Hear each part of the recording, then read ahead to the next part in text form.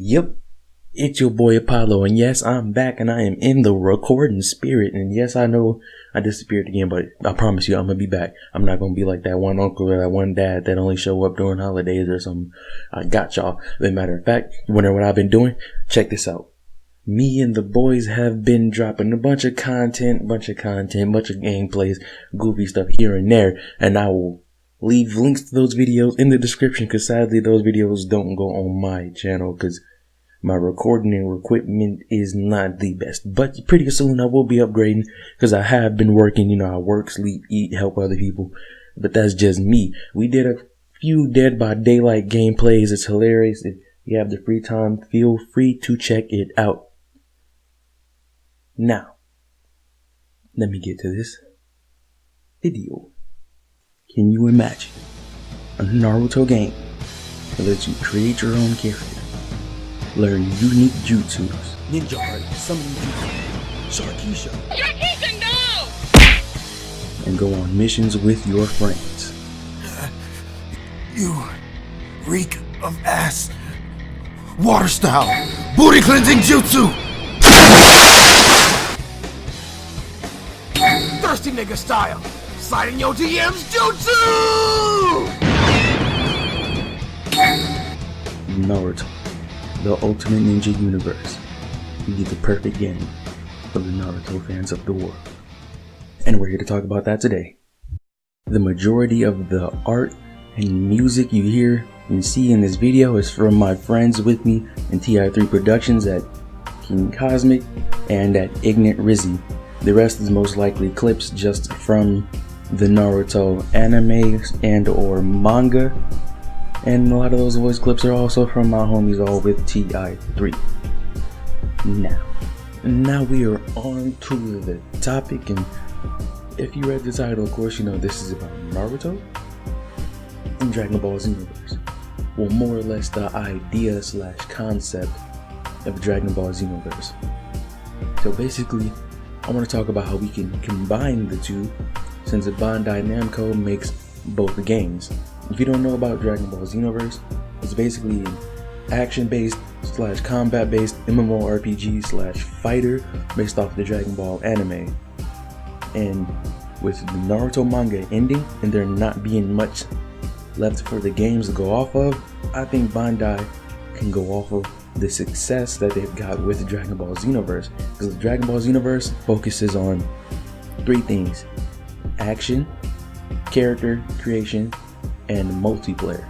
And those are like 3 of the biggest things out in gaming right now that are getting the most focus. So I don't get why they can't merge the concepts, especially with Naruto fans wanting more, since there's not left, since basically Ninja Storm 4 being almost the last game. Well, I'm pretty sure almost the last game. And then the manga of Naruto ending, I'm sure they'd still want to market Naruto, and I'm sure fans are going to want more.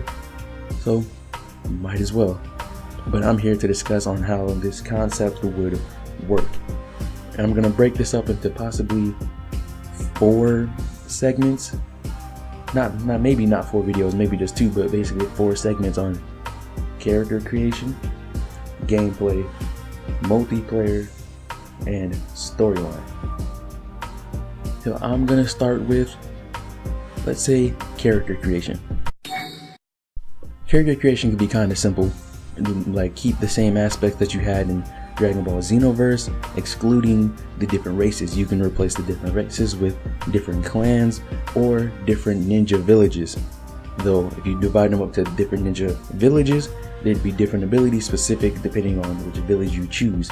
If you were to choose, let's say for example, the Hidden Cloud village, you'd have access to abilities such as Storm Release, Lightning Release, and the very unique Kenjutsus that are known in the Cloud village specifically. Like, they have the most unique Kenjutsu that you could see in the manga or the anime.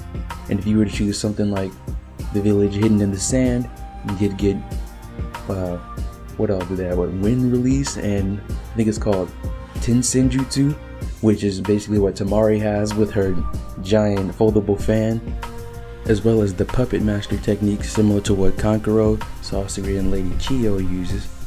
and wind release, things unique to that nature and etc.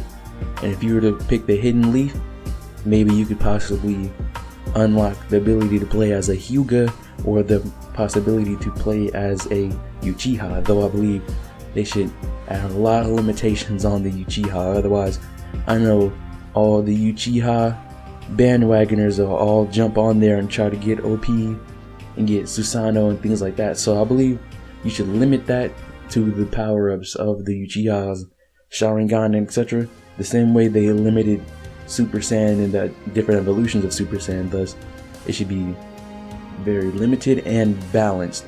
So the stronger your Sharingan get, the more abilities you have to unlock for it, instead of you just being able to purchase these abilities just because you play as a Uchiha. I think that's the best way to divide up the diversity, instead of everybody playing as a regular Leaf Ninja with just regular old abilities. Because I know as a fan of Naruto, you're gonna want to be able to invest into more of the cooler abilities that you've seen throughout the anime. Also, when it comes to character creation, I believe you should add plenty of different diverse jutsus so everybody's character feels unique. Because it wouldn't feel unique if everybody has a fireball jutsu, everybody has a shadow clone jutsu. We should continue to add more and more different jutsus, and I'm falling into the gameplay aspect of it. Yeah, so basically with jutsus, I believe, ninjutsu basically be your super power attacks, and taijutsu being your super strike attacks. Basically being able to do, let's say, hidden lotus and such, that'd be super strike jutsu, and fireball jutsu and things of that nature. Of course, your ninjutsu, while genjutsu will fall under your evasive skills. Some genjutsu can play as offensive abilities, though I believe the majority of genjutsu will fall under the category of evasive skills, including things like substitution, but substitutions and like will replace the small teleports you get in Xenoverse 2 when fighting off enemies and etc. Now for things such as power-ups / transformations, I don't believe there's a lot of transformations they can add to the game. Though such things as power-ups, such as activating the Sharingan or opening up the 8 gates, similar to how Rock Lee does or Might Guy, they should add those into the game, similar to how we have things such as Kaioken and Mystic Form, but add limitations to these, especially for transformations such as the 8 gates. They should limit that or have a side effect to it, the same way Super Saiyan 3 has a side effect to it as well. And your duration with these should depend on your level and skill with the ability, including your stamina or chakra, since you have Ki and Dragon Ball. And things such as the Byakugan, those abilities will probably last longer because the duration of those in the anime seems to add up a lot longer, though we've never seen people use it for too long of a period of time. But the Byakugan isn't straining as much as the advanced versions of the Sharingan or the 8 gates would be. So I believe those would be easy power-ups, and things such as storm release and wind release will basically be the same, like limited power-ups that allows for the duration of your chakra and character's overall stamina. Well, when it comes for the advanced versions of the Sharingan, yes, like I said before, I believe many of them should be unlockable, but they should still be pretty limited. The more advanced version of the Sharingan you get, the lot more limited it should be. Such as if you were to advance from a level 3 Sharingan to the Mangekyo, and the Mangekyo shouldn't last as long as the earlier versions of the Sharingan, and should cost a lot more chakra and etc., like activation chakra and chakra throughout the duration of its use. So that way you don't have too many people running around with an OP Sharingan and trying to use Susanoo and etc. And I don't even believe Susanoo should be a power-up or a mode. I believe Susanoo should be out for one simple attack, being an ultimate attack or ultimate jutsu, depending on how they name it.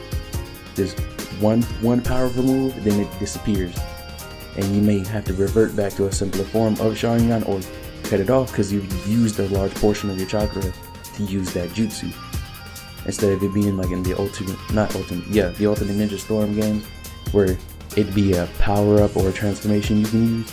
No, because that make multiplayer suck, especially if there's more than one Uchiha on one team, yeah, that'd make multiplayer suck pretty much. So now we're on to multiplayer. But one last thing about gameplay I want to add is, no, they should not let any players be a Jinchuriki that's OP and sometimes overrated. So yeah, take the whole idea of being a Jinchuriki kind of out of player options. Because yeah, that too many people are. Whoa. I know what you're thinking. Oh, what's happened to the video? Well, the video was getting kind of long, so I'm just gonna have to cut it right here. And don't worry, I'll upload part 2 in maybe a day or so. But just so this video doesn't trail on too long, I'll end part 1 here. So today was focused on character creation and gameplay. Tomorrow will be multiplayer and story mode. I'm not gonna say tomorrow because I can't guarantee it'll be up tomorrow, you know, Thanksgiving preparations and etc. coming up. But hey, if you enjoyed this part, please give me a thumbs up and comment if you want to. If I think I missed anything in this video, just let me know. Feel free to comment that and share it with your friends if you like the idea and think they will too.